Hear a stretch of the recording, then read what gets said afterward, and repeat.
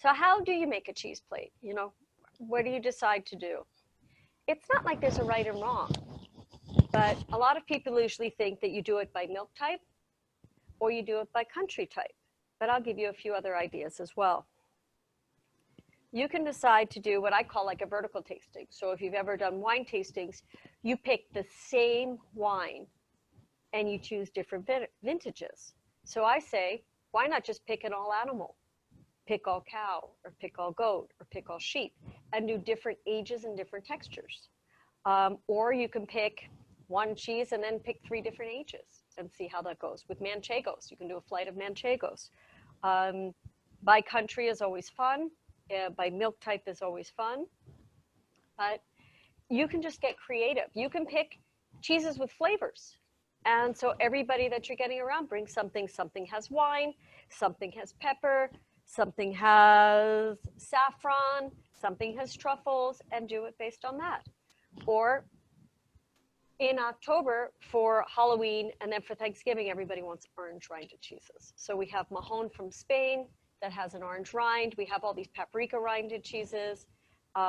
So you can just pick it visually different too. So there's lots of fun. You might want to pick all square cheeses, you know, but be creative. There's no like right and wrong going to there. I'm glad he agrees. The other thing is, if you notice where on your cheese plate, you have all different types of rinds. So like we showed here, this is a washed rind. This is basically just almost like a clear rind. There's like a little bit of waxy at the end, but there is a rind here. You had the bloomy rind on the Leonora cheese. You have like a kind of a firm rind here. So when you serve a cheese plate, it's nice to leave the rind on, but because it gives you different colors and it gives you different textures. By the same token, how you cut your cheese for a cheese plate, you can also get creative there. You can make triangles, you can make cubes, you can do sticks. When you have a firmer cheese, you can take the tip of a knife and you can chisel it like you would see chunks of Parmigiano or Pecorino Romano. And in fact, for the Fulvi, for the firm kind of saltiest sheep cheese, that's the one I like to have people take the tip of it and just chisel it, flick it, so that you go with the grain of the cheese and you de-accentuate the crystals. So it helps, one, for the way the cheese tastes, and 2, it helps give you different looks on the plate. So you can make all different fun things. Like, did Michael show you his cheese plate? I thought it was a really nice cheese board. I really like that. Different ways of showing it, and you can do big, small, so, but you can just get creative. You can carve your cheese. You know, you can do a cheese carving contest for Halloween instead of with a pumpkin. I think that there are some stores that do that in our industry. So we're going to take you to one more before we go back to the slide. Do you eat the rind? Okay, this is more intuitive. Washed rind, this is kind of like you decide. I always say, try the cheese in the middle, try it with the rind, and try it just the rind. But you, for me, you always should try the inside first, because if the rind has mold, and you don't like the taste of mold, you're not going to like eating the rind. So what's the bother? If the rind of something like this is kind of plasticky, and you like eating plastic, then maybe you want to eat the rind. Sometimes people say, oh, the rind has most flavor, and that's because when you make a wheel of cheese, you're taking milk, you're transforming it into something solid by adding the rennet, which is what coagulates or makes the milk turn solid into cheese.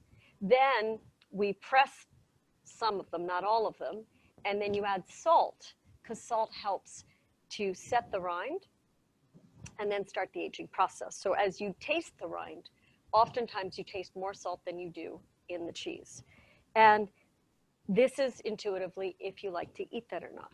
In the smoking goat, the rind has the smoked part, and you can still taste in the center of the cheese. But if you don't like eating rinds, because that's the part that comes into contact with the plastic that it's been done, or perhaps with people's hands, like I'm touching this. Now, I've been using hand sanitizer, but who knows in the country of origin if these people, you know, they're supposed to be wearing gloves or sanitizing all the time, and if you have your hands in whey, that in itself is a sanitizer. But you don't know where the outside's been. So it's the part that may collect more dirt and germs. So that's just something to consider when you eat the rind.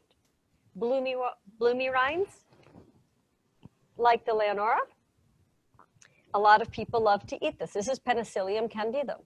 It's not my thing. I don't.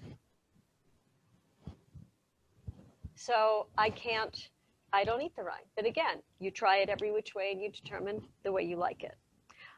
So it's very, very subjective. And I've read a ton of books where people are like, oh, do this or don't do that. But I don't. You try it your way. Just like when you say, you know, what should I pair? What do you like better? If you don't like red wine and I tell you you should drink red wine with this, you're not going to like it. So you should drink what you like. The fun thing is to just experiment and see how it changes things. Because there are certain like chemical combinations that work better than others do. But you should say, let me try a white wine with these 3 cheeses, and then let me see what it tastes like with the red. So everybody, you can make your own decision based on that. I've pretty much determined that the easiest thing is to pick a dry white wine to go with most of my cheeses, and it's versatile. But if you have a nice rosé with body and it's not too sweet, that'll work too. Just be careful about some wines if they have too much sweetness, too sugary, because if you have a really aged cheese that has like some of those crystals in the paste of the cheese that we call tyrosine, they can clash. And then all of a sudden, nor the wine nor the cheese taste good. So that is something that can happen too.